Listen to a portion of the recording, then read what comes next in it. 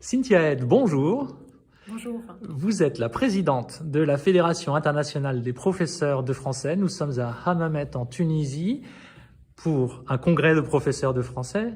Quelles sont les bonnes raisons de venir à un congrès lorsque l'on est professeur? Plusieurs raisons sont intéressantes pour justement participer à un congrès, et notamment un congrès de la FIPF, parce qu'il a une spécificité aussi associative. Donc la première raison, encore une fois, après cette période post-Covid, donc il y a un engouement d'aller au contact, d'aller voir les autres. Moi, ce que j'appelle aussi ces 5 étoiles, de se retrouver en présentiel, chose qu'on n'a pas pu avoir pendant 2 ans à peu près de pandémie. Chercher le contact, mais pas que aussi, c'est avoir l'occasion justement de présenter ses recherches, d'être entre chercheurs,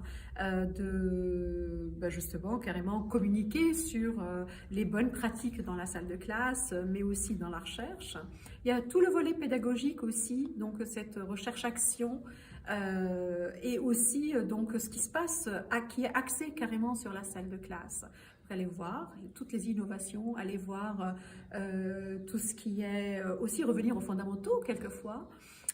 C'est aussi un environnement extraordinaire parce que c'est convivial aussi, donc des activités conviviales, des soirées poétiques, des soirées théâtrales, de chansons, etc., etc. Il y a aussi tout le volet social, j'ai envie de dire, hein, donc de passer du temps avec les autres, de tisser peut-être des projets dans les couloirs aussi. Hein. Souvent, ça se passe autour d'un café, hein, le café du fleuve, mais aussi dans les couloirs. Et ce qui est cher à la FIPF, c'est notamment un congrès de la CMA, de la Commission du monde arabe, mais il y a au moins une vingtaine de nationalités qui sont là, au-delà du monde arabe. Donc c'est intercommission, interrégion, et tisser tous ces projets. Donc c'est un moment extraordinaire donc, pour ce partage et pour sortir de sa solitude, pour s'ouvrir sur le monde. Et on a abordé quelle thématique lors de ce congrès? Alors, plusieurs thématiques.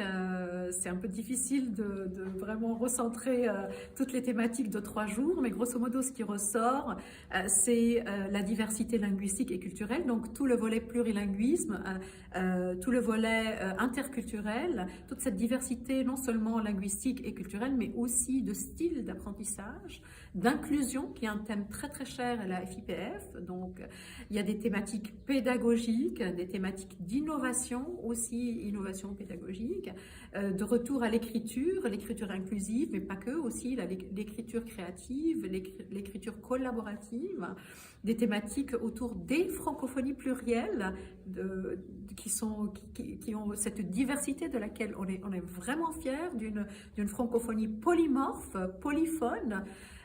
Des thématiques aussi qui tournent autour donc de la connectivité, hein, le thème de Djerba et la place du numérique aujourd'hui pour former des citoyens éclairés. Énormément de thématiques justement qui nous montrent que la langue française est une langue vivante, c'est une langue du terrain et on veut autant que possible que cette langue soit vivante dans la salle de classe, rapprocher cette langue des usagers et non pas continuer à enseigner d'une façon traditionnelle, d'une façon classique, en mettant des barrières entre l'enseignant et les apprenants. Il y a eu des jeunes professeurs qui ont été conviés à ce congrès. Quels conseils pourriez-vous donner à un professeur qui commence sa carrière?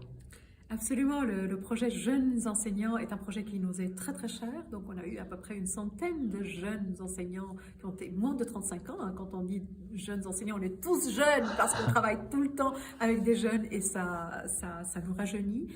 Mais si j'ai des conseils à donner, premièrement peut-être c'est aller vers la vie associative parce que c'est une vie justement où on n'est pas seul.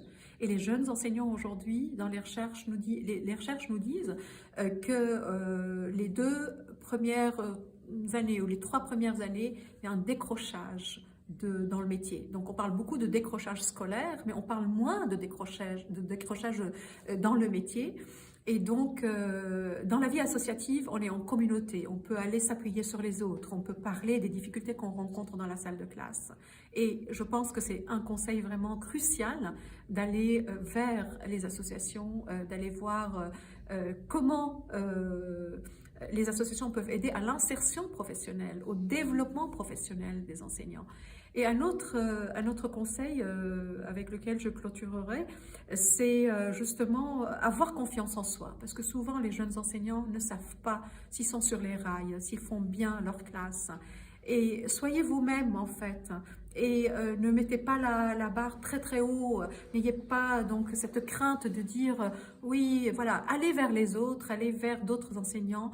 Dans le projet Jeunes enseignants, justement, il y a ce mentorat où les jeunes enseignants peuvent aller voir donc des mentors pour leur dire quelles sont les difficultés et qui puissent les aider à éclairer leur chemin au pluriel. Merci beaucoup. C'est moi.